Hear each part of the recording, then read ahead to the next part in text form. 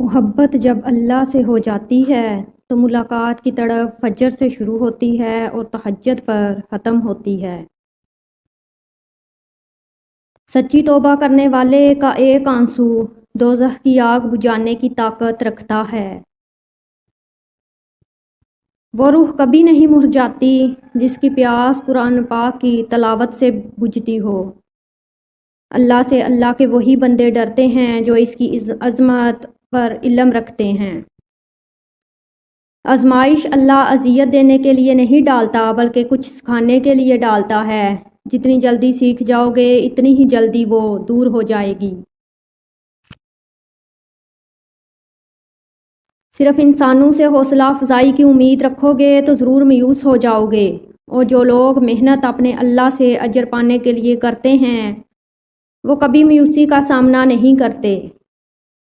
ایک وقت آتا ہے کہ نہ کوئی اچھا لگتا ہے نہ برا، نہ صحیح نہ غلط، کیونکہ وہ دل سے اتر چکا ہوتا ہے، تو پھر اس سے نہ ہی نفرت ہوتی ہے نہ ہی محبت رہتی ہے۔ وہ عطا کرے تو شکر اس کا، وہ نہ دے تو ملال نہیں۔ میرے رب کے فیصلے کمال ہیں، ان فیصلوں میں زوال نہیں۔ اگر عبادت کرنے کے بعد بھی تم پر مشکلیں آ رہی ہیں تو اللہ کا شکر ادا کرو، کیونکہ اس نے تمہیں پسند کر لیا ہے۔ تمام تعریفیں اس ذات کے لیے ہیں کہ وہ جسے توڑے اسے جوڑ نہیں سکتا، اور جسے وہ جوڑے اسے سارے توڑنے والے مل کر بھی توڑ نہیں سکتے۔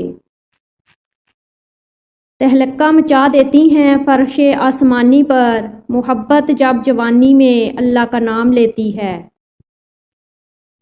جو شخص پابندی سے استغفار کرتا رہے اللہ تعالیٰ اس کے لیے ہر تنگی سے نکلنے کا راستہ بنا دیتا ہے۔